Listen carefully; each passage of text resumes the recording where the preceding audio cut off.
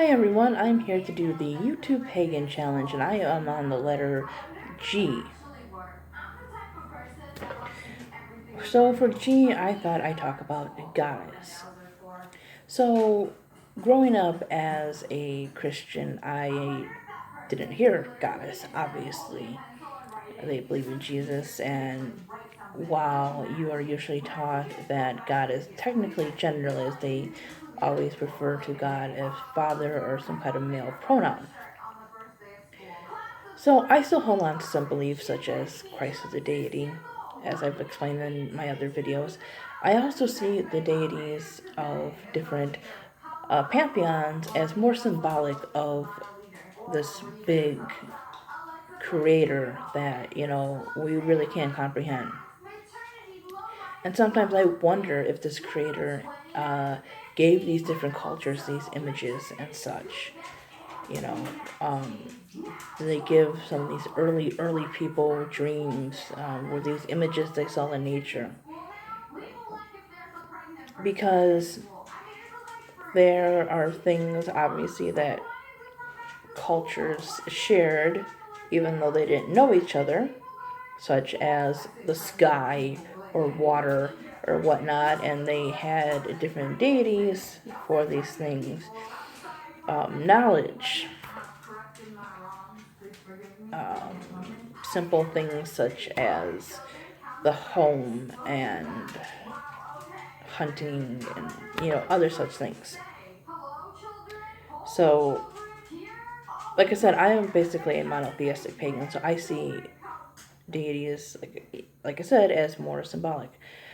So I also see the goddess as this because I believe the true God is more or less, actually genderless, raceless, religionless. I know those really aren't words, I don't think, but we're not going to do a big vocabulary today, okay, people? So, I find it kind of funny that some pagans, and it's a very small minority of them, I think it's fine if you want a goddess only religion. That is fine. Like I said, many Christians and other religions sometimes, like other Abrahamic peoples, many of them refer to God in the male pronoun and such. So if you want a goddess only religion, that's fine. But I find it funny that some of these people will call upon like Athena or Gaia, something like the Greek gods and such. And they talk about female empowerment and such. Um, which some of those are good goddesses, to talk about female empowerment and such. There are goddesses of war, battle, um, and wisdom, such as Athena. Um, I believe Isis. I'm still learning about like the Egyptian pantheon and such. I believe she is at least one of the goddesses dealing with magic. There is Hecate, which I believe is also magic too, or witchcraft itself, and a goddess of crossroads. Kali is seen as very fierce and everything, and from what I know, she is a destroyer of ego and ignorance and other such things. There is Saraswati, who is a goddess of knowledge. Lakshmi, who is a goddess of, wealth and prosperity. So there are these goddesses who say that women can be fierce. They can be in control of money, magic, you know, basically power. But there are also goddesses, some of who I just mentioned, also have much more traditionally or stereotypically, whichever word you want to use, feminine traits. Um, Gaia gave birth to, what was it, the Titans and everything. So she is a mother goddess, technically. Uh, Hera is the goddess of women and marriage. There is Artemis, who is a hunting goddess, and she assisted her mother in childbirth. So the thing about it is, for me at least, true feminism or egalitarianism is the fact that either gender can choose what they want to do. If being a parent, just solely a parent, makes you happy, that is fine, just as long as you really don't believe that you must be without a career and popping out children just because you got up a JJ. Um, but yeah, I find it a little funny, as I said, because many of them, believe that stereotypical gender things are oppressive and whatnot, and they're leaving Christianity because it's all male dominated. And they usually end up throwing something about white men in there. But usually it's all men. But when they get specific, I'm sorry, it's usually them. Um, and they're leaving Christianity for paganism and stuff like Wicca and such because, Christianity is oppressive and everything. And I know I'm babbling, sorry, I'm drinking a little bit and I'm also tired.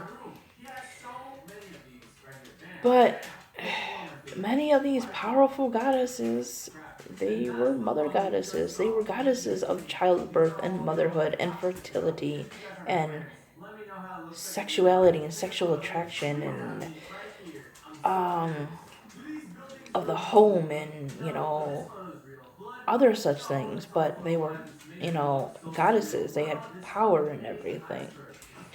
And the thing about it is, many of these older cultures, and I'm not saying everyone in these specific cultures, because no matter what race you are, what religion, sometimes religion, that can vary, depending on what you believe in, everything. What language you speak, etc. People are not one whole group. Everyone has individuality. I am not going to think the same as another American white woman in her 30s. You know, yeah, and there are other things I am. I'm a mother. I'm a writer.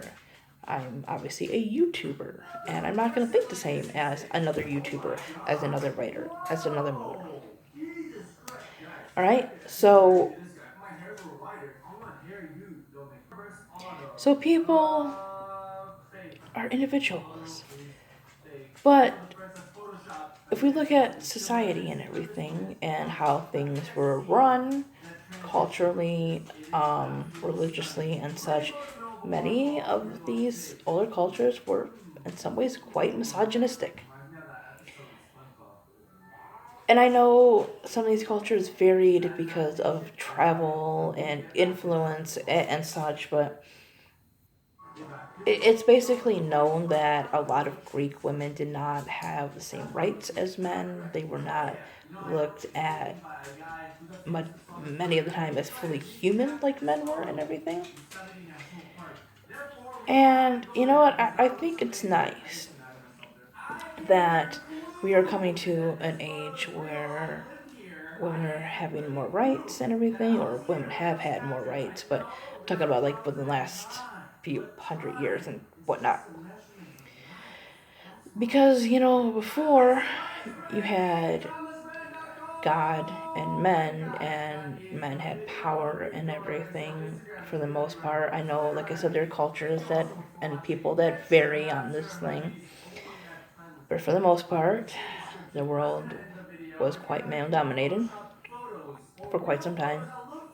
And you always hear about people being made in the image of God, at least for Christianity. And there were female gods and everything, but women were not on the same. They were not standing equal to men and everything. And now you have these religions that are reemerging. This goddess worship, Wicca, etc. And now both genders are more equal. There is man in his god and woman in her goddess and everything. And now, just like the goddess, she is free to make choices. She's free to be a mother and a fighter and an artist, or just a mother, a powerful mother. She can be who she chooses to be, at least here in the States and other progressive countries. But, it just really makes you think that I am glad that I get to experience Goddess in this century. I know it might have been cool years ago to go back to some of the more pagan-y times and everything and see, the temples and such when they were first built, and live amongst the people who worshipped these beings when they were more known, and it was, the basic religions and everything, and live amongst those ideas and everything. But I am so glad that I get to be a goddess worshiper, I guess, in the 21st century. And I love that the goddess shows me that I can be anything that I want to be. So, yeah, this was supposed to be a quick little video, but it went on to me kind of rambling. Sorry, guys, but yeah, just what I have to say. Thanks for watching. Bye-bye.